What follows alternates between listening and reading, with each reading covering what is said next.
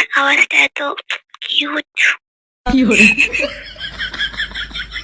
এত slow slow বলছো কেন? 2,000 years later.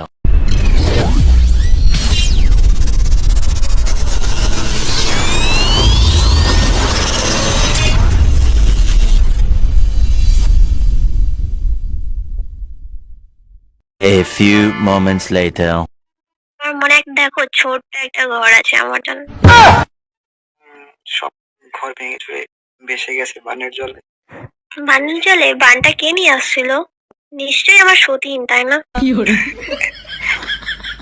হতে পারে ওই রকম কেউ। আচ্ছা, কষ্ট লাগলো শুনে।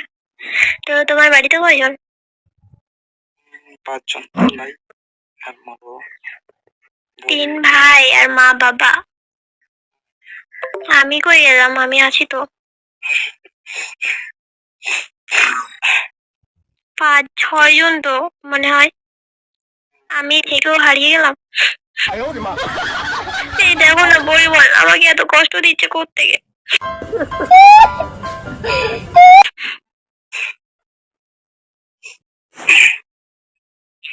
তো তারপর খবর সবর সবাই ভালো আছেন? মানে আমার শ্বশুর শাশুড়িরা? ও ভাই, তোমার আওয়াজটা এত কিউট,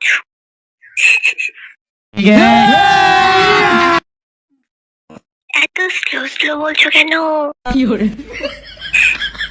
বাড়িতে টের পেয়ে যাবে না যে আমি গেম খেলছি, তার জন্য আস্তে আস্তে। না, তুমি তো গেম খেলছো না, আমার সাথে ফ্ল্যাটিং করছো। कितने तेजस्वी लोग हैं हमारे पास, कितने शानदार विचार रखते हैं।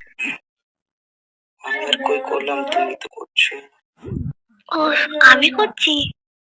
আমি তো জানি ছেলেরা মেয়েদেরকে ফ্ল্যাটিং করে, আমি করছি কিংবা? এখন দুনিয়াটা উল্টো হয়ে গেছে। তাই দুনিয়া উল্টো হয়ে গেছে না?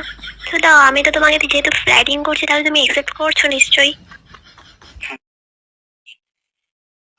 তো বানাবে তো না তোমার দিলের রানী?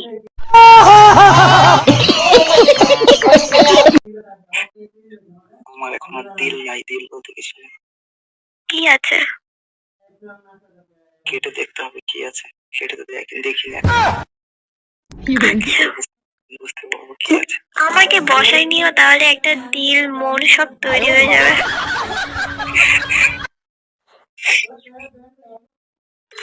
বুঝলে? বুঝলাম। তো তুমি পড়াশোনা করো? কোন ক্লাস? এবার বিএ ফাইনাল ইয়ার হলো। ও ভাই তাহলে অপেক্ষা কি চলো মণ্ডপে যাই বসি।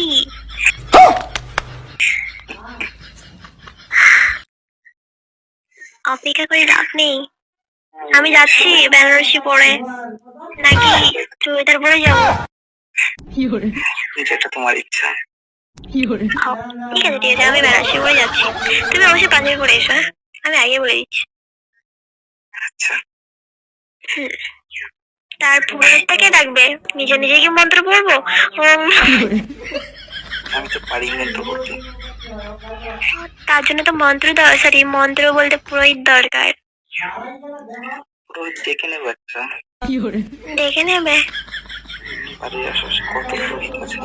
না না, এই যে আছে তো আমার দুবার না। কি বলো, আছো তো?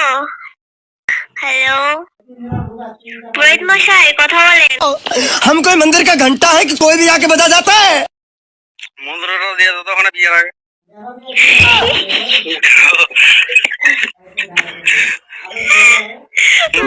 মানে মানুষ ওই তুলা দিতে পারবে না।